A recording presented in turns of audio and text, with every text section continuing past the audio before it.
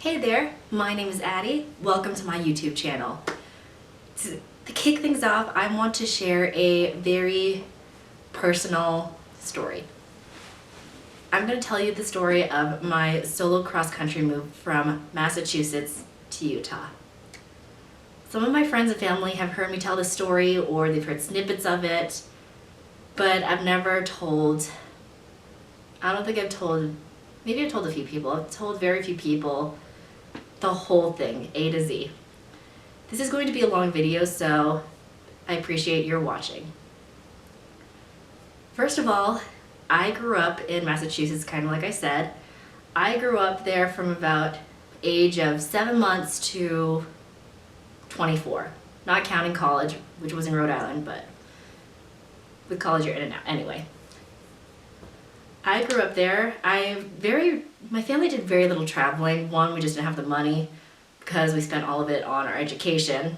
But not only that, my mom wasn't a big fan.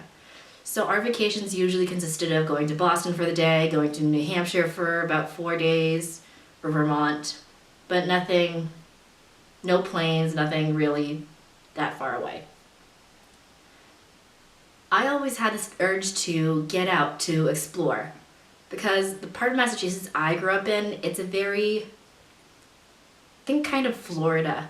It's a lot of older retired people, a lot of vacation homes, not a lot of opportunity for younger people, unless you want to go into hospitality or nursing or banking. But I didn't want to do any of those things, really. Anyway, well, maybe not so much banking, but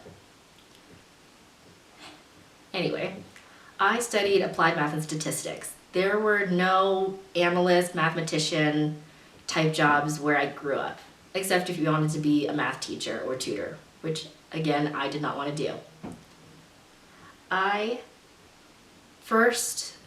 Straight out of college, I'll start from here really.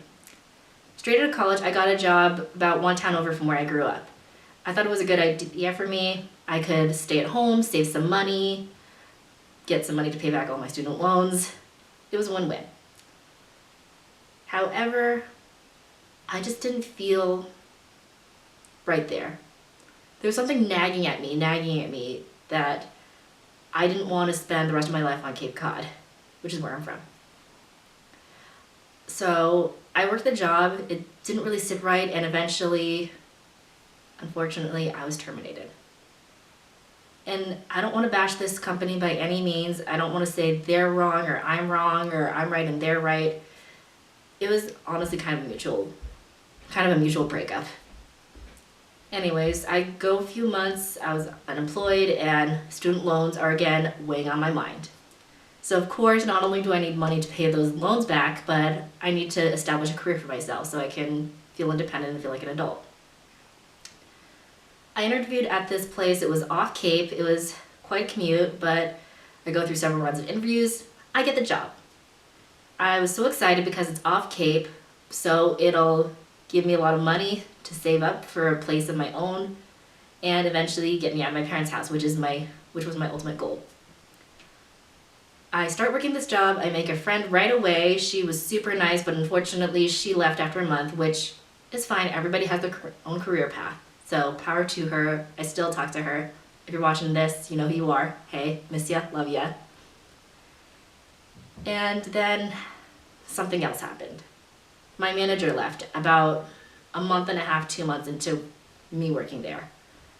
And I didn't work with him for a long time, but I could tell from everybody's reactions on my team how important this man was.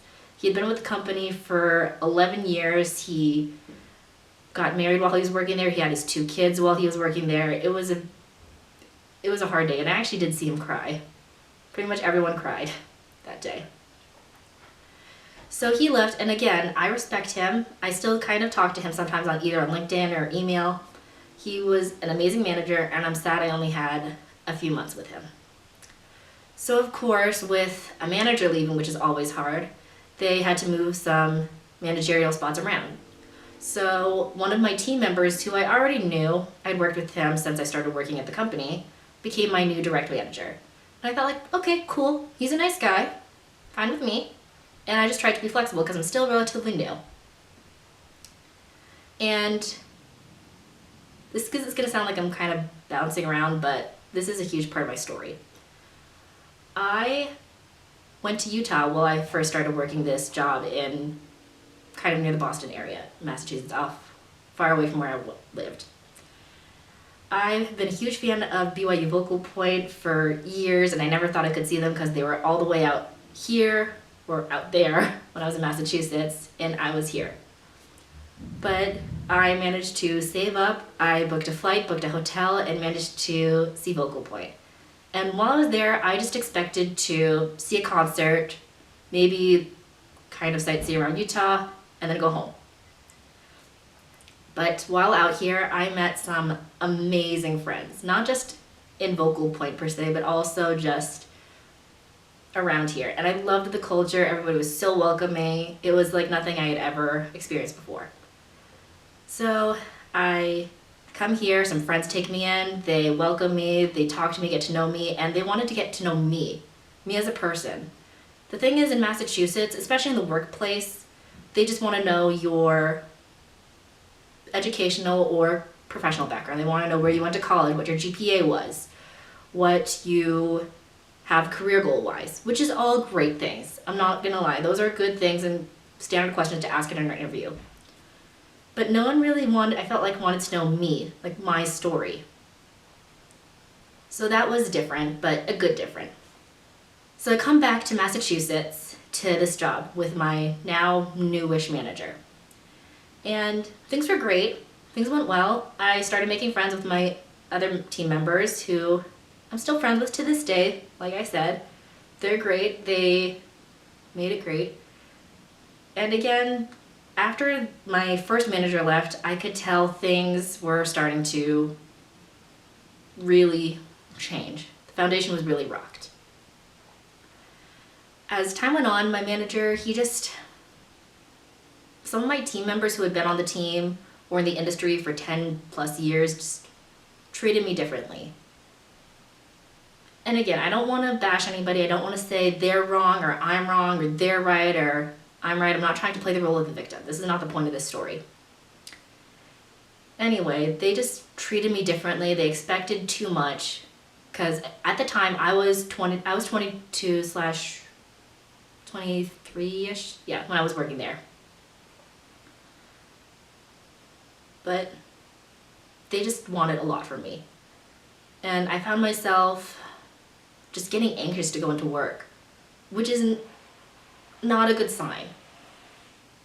And while working at this job, I went back to Utah a couple more times. There's actually a video on Facebook/Instagram of some of the guys surprising me at the airport one time, which is super cool. I'll probably link that in the description if you want to watch it. So again, I had a great time in Utah. I saw some good friends, I met some new friends, got to see around places like Salt Lake or Davis County. It was amazing.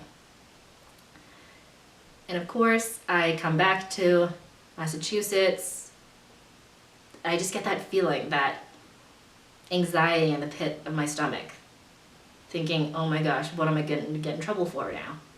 And the thing was, I didn't do anything wrong per se, at least in my eyes.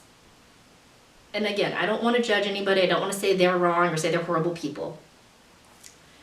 But the way that I saw it was someone would give something to me, and again, they knew I was relatively new. I was recent college grad, I was super young, hadn't really worked in that industry before.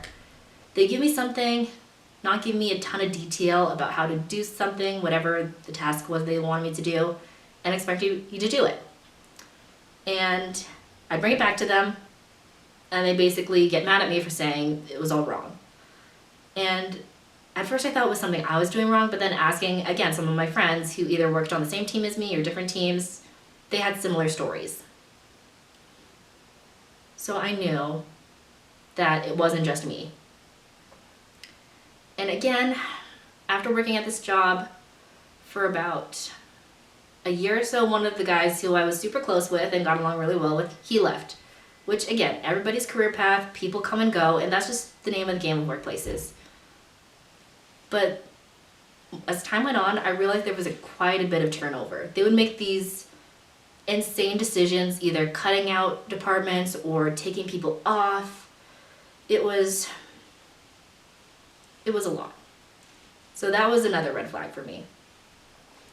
So this is after I came to Utah for the 3rd visit. This is the last visit I came before I made the actual move. I was staying with some friends. Hey, if you're watching this, thank you again for letting me stay with you. I come back, Easter rolls around. It wasn't the best Easter, but I'm not going to get into too much detail because it doesn't have too much to do with the story. I go into work, and I was talking to one of the contract workers on my team. And he was saying, like, yeah, I got this project I got to do that, we'll call him Sam. Sam has me working on. And I'm like, hey, I can totally help you. Just, I've got a meeting later on, but come find me and I'll be down to help you. And he's like, oh, thank you so much, Addie. And it was just a normal day. So I go in, then I have a quote unquote touch base meeting with my manager. And there was something in the air. You know that feeling when you realize something is very serious? And I started to get a sense of deja vu. It was myself in the conference room, my direct manager, and the new HR director. And they tell me that they decided to terminate my employment that day. This was really hard because I was really working as hard as I could. I was asking people everything. I was like, hey, do you need something done? Do you need this done? Can I help you with that? That was actually one of the biggest complaints or issues that they had with me, is that they would say, I just wait for work come to me. So I tried to ask people, hey, do you need help with this or that? And they wouldn't give me any work. And so I talked to my manager, I'm like, hey, I asked A, B, C, and D if they needed help. I'm back. Sorry about that, we had some technical difficulties. Anyway, I was asking my manager and other people on my team, like, hey, do you have this you need to work on, or can I help you with this or that? And he told me that, well, they told me no. And so I told that to him. I said, hey, I've been asking A, B, C, D if they need any help, and they tell me no. And he told me it's probably because you lost their trust. Again, this goes back to the whole, I was young, new, didn't know what I was doing, and had little direction or training. So anyway, the date came. Easter happened. I went to my friend's house in Utah, got to see her. It was great. Came back. Easter came. Wasn't the best Easter, but I'm not going to go into too much detail because this doesn't have to do with the story. And I come in the next day, still anxious, but ready to work. And one of my coworkers, one of the contract workers, was telling me about this project that he needed to work on. It was super big, that one of the other managers dumped on him. And I said, hey, I'd be more than happy to help you out. Give me 50%. And I'll take it on. And he's like, oh, great, thanks, Addie. I'll take you up on that. So I walk away, and I have a meeting on my calendar. It was a touch base meeting. So I go into the meeting, and like I was saying, this pit in my stomach. Just something wasn't right. I was in this conference room. It was myself, my manager, and the new HR director. And they tell me that they wanted to terminate my employment, which was very difficult for me. They told me that I was not doing what they wanted me to do, that I was falling short of their expectations. They had me sign the paper saying that, yes, I understood the conversation, that I'm now terminated. They gave me all my stuff in a big cardboard box, and I walk out to my car. And initially I wanted to cry and just think, oh my gosh, I have no job, no career anymore. But something in me just pulled at me and said, I'm moving to Utah. I just had this feeling. So I called my friend who I used to work with. I told her. She was like, oh my gosh, I'm so sorry that happened to you, girl. That sucks. I'm really sorry. And she's like, yeah, do what you need to do. And I told my friend who I stayed with about my plans. And she's like, oh my gosh, we'd love to have you And again, she was really sad about what happened. Like, oh my gosh, I'm sorry that happened to you. That's an awful situation. So I start looking for jobs in Utah. At this point, my parents don't know about it. I was unemployed for a good 3-4 months, but again, I was living off severance. I had savings, so I was able to keep a pretty regular lifestyle up. My parents were telling me I needed to move back home and look for jobs to save money, not have to pay for my apartment, but I knew moving back home would be a step back. Because like I mentioned before, it's an old person area, kind of vacation home area that doesn't have a lot of opportunities for someone with my background and my experience. So I would visit them every week because I had church, and they would tell me like, oh, look at these jobs in your area, in the Boston area, or look at this job you'd be really good at. And I did apply to some of those jobs because I wanted to have a safety net in case nothing came through with Utah. But to this day, I had this spreadsheet of about 300 jobs that I applied to, where they're located, what their salary was, if it was available, that information, what the requirements were, what the job would entail. And I wasn't getting any bites. But that's just like anything in life, whether you audition for a musical or apply for a job or a sports team, you're gonna get told no. Which can be disheartening and frustrating at times, not gonna lie, but you gotta keep at it. So that's what I did. I kept at it, I kept going, and I get a phone call for a phone interview out here in Utah. Of course, I take it, I have a great time, they got along really well with me, and I'll never forget. It was June, I was in my apartment, alone, and I get the call that they wanted to offer me a job. In that moment, I crumbled to the floor, huge smile on my face. I did it. I'm going to do this. So I told them, oh my gosh, it was, I think, of Thursday or Friday. I'm like, oh my gosh, this is so exciting. Can you give me until Monday to give you an answer? And they said, yeah, no problem. Do what you need to do. So I hang up and I tell my parents. They didn't exactly have the answer or the reaction that I was expecting. I expected them to be super happy for me and like, oh my gosh, go for it, yay. But they were kind of like, why do you need to go to Utah?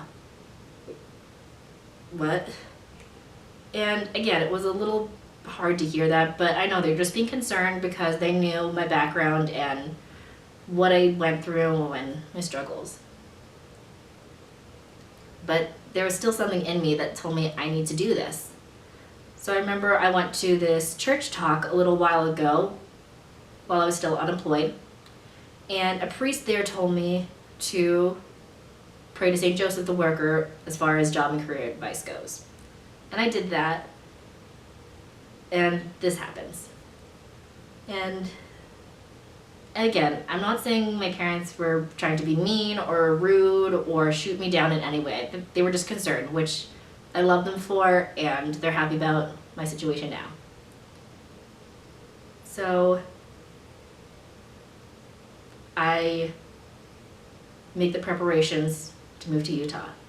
I tell my landlord and landlady about my plans. I make arrangements, living arrangements, which is hard in and of itself. And I knew I'd be sacrificing a lot. My apartment, I would be leaving home. I'd be leaving behind a lot of my friends, the place I knew growing up. But I remember when I did martial arts, something my instructor told me was, with sparring, it's like chess.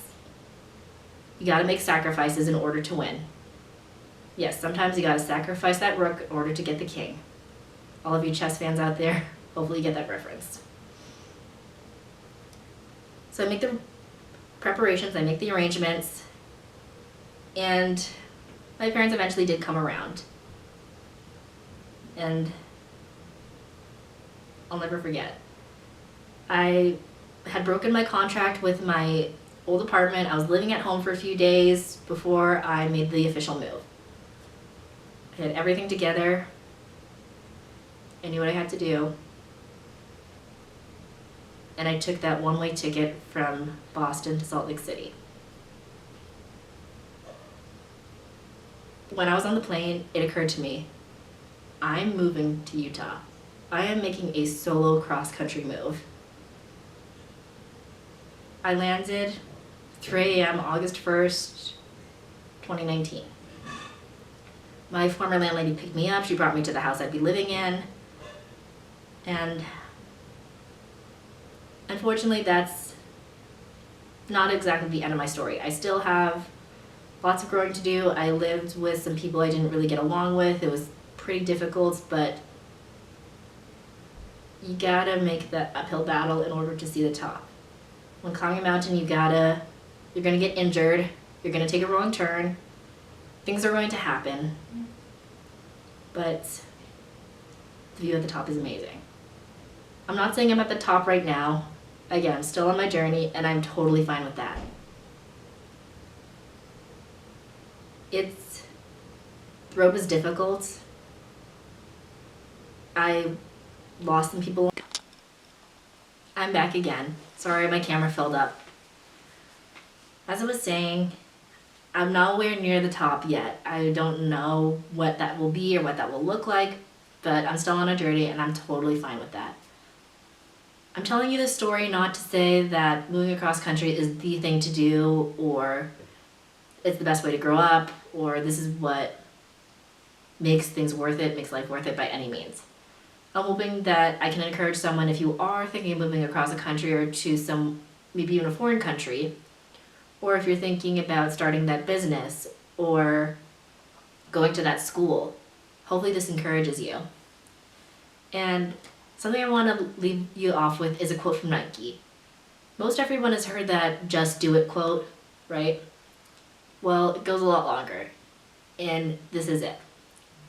Quit making excuses, putting it off, complaining about it, dreaming about it, whining about it, crying about it, believing you can't, worrying if you can, waiting until you're older, skinnier, richer, braver, or all around better. Suck it up, hold on tight, say a prayer, make a plan, and just do it. It goes to show with some encouragement from the right people, faith, if you do have a faith of any kind, and just letting go of the fear of the unknown, you can do some amazing things. I never thought me being a small town girl from Massachusetts would end up leaving New England for that matter, but now I'm over here out west. Thank you for watching. Hopefully, like I said, this does help someone. I'll leave some links to my social media down in the comments if you want to follow me along with my personal life. If you want to hear more, maybe some advice with moving, some do's or some don'ts, or something completely different, I'm all ears. Let me know what you want to see or hear. Thank you so much, and have a great rest of your day.